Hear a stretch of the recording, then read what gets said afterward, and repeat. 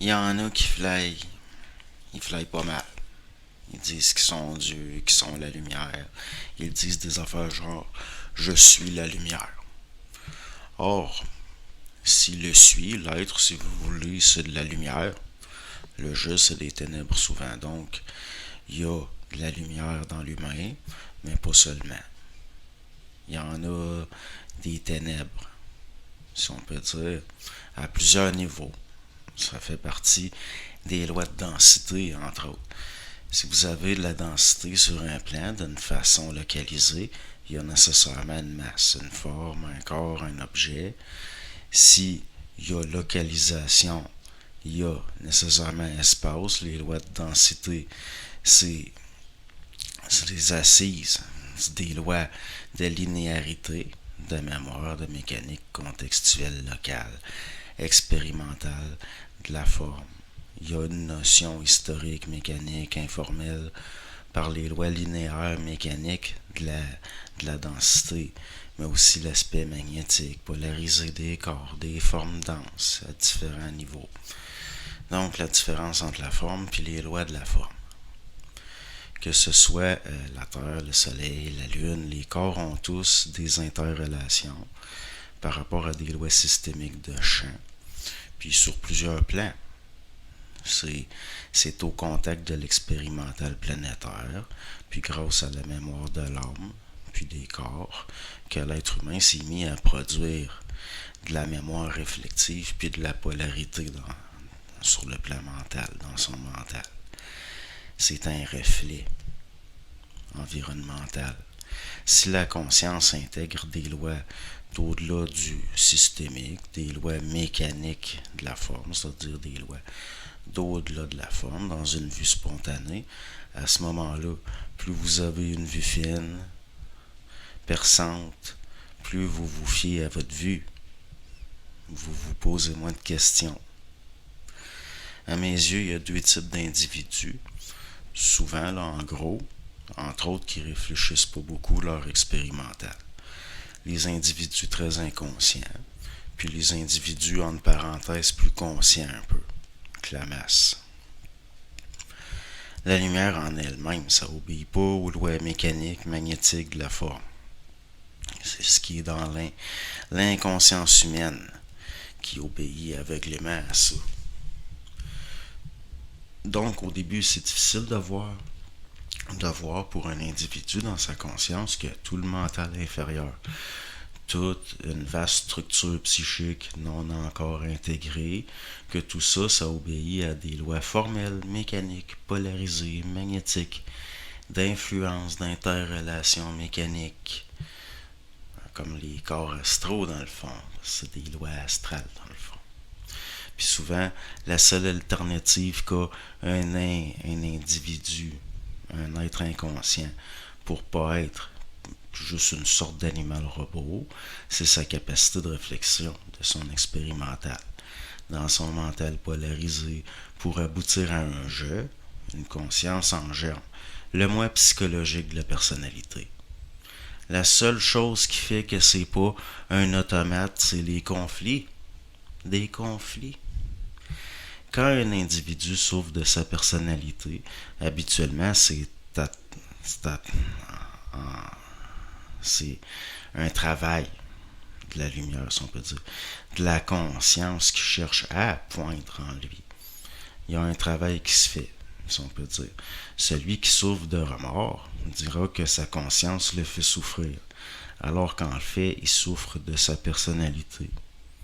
Après coup, dans une réflexion dans son mental, de son expérimental qu'il réfléchit. Alors que s'il avait agi selon les vues spontanées de sa conscience instantanée, il ne serait probablement pas en situation d'avoir à ressentir des remords, à dire qu'il souffre de sa conscience.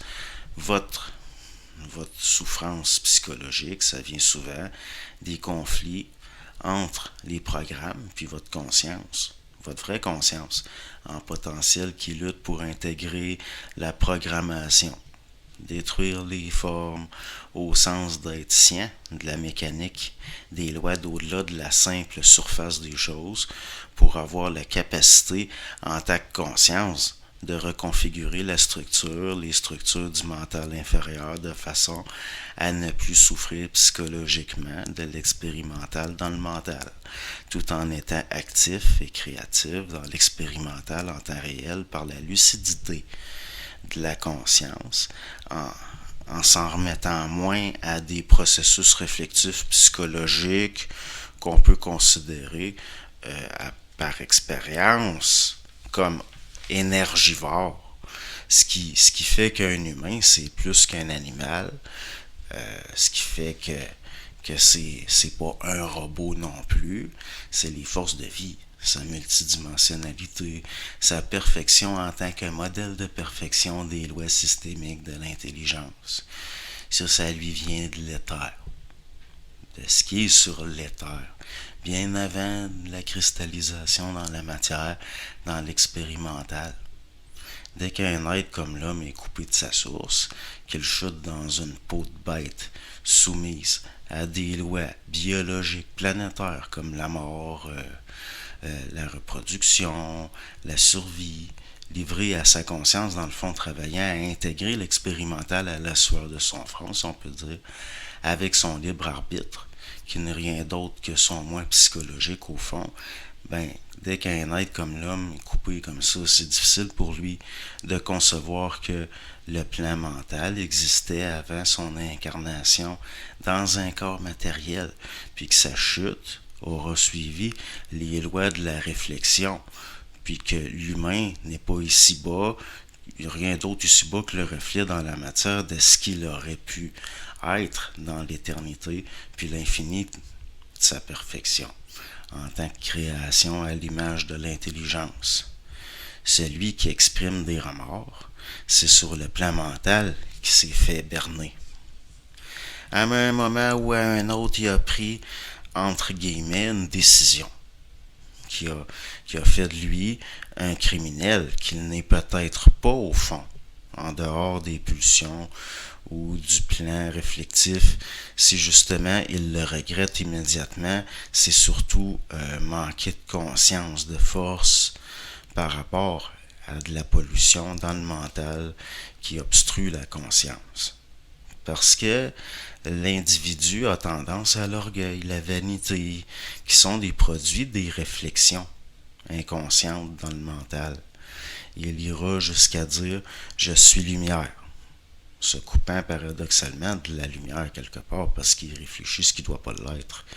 Tout comme celui qui dit qu'il souffre de sa conscience, alors que paradoxalement sa conscience réelle pourrait lui éviter des souffrances. C'est comme si on marchait encore sur la tête, ici-bas.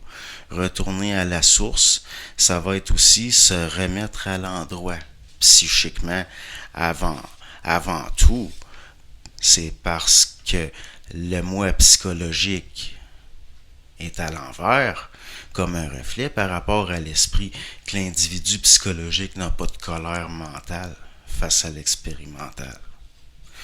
Puis, avec les années, je le vois comme l'être psychologique n'arrive pas à intégrer ce qu'est la colère mentale. Il essaie de le comprendre avec son intellect.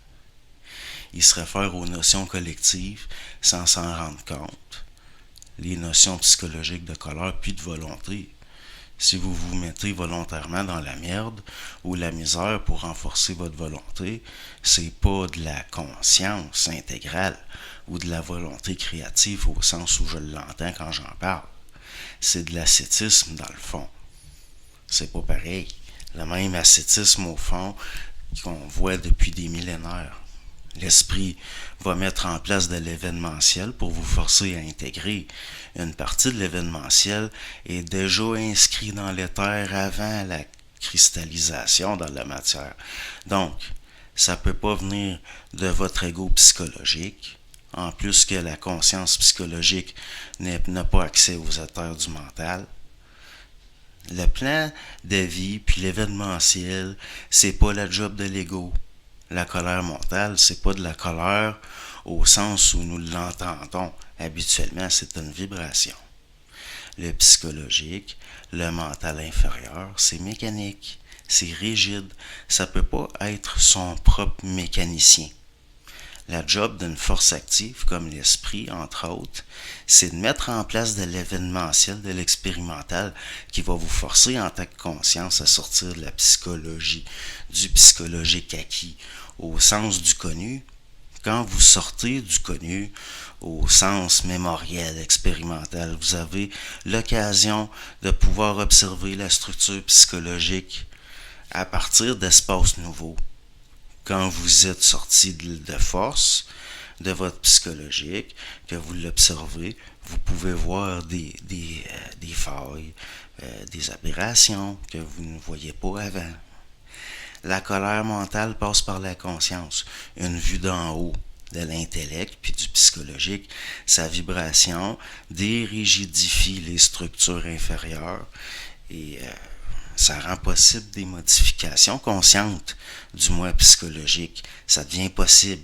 Chaque choc, chaque épreuve deviennent des occasions d'intégration pour la conscience. Quand l'ego cherche lui-même à se mettre à l'épreuve, à se mesurer à l'événementiel, c'est qu'il est dans l'illusion du contrôle psychologique de l'expérimental. Ça, ça le coupe de sa créativité puis de sa volonté réelle.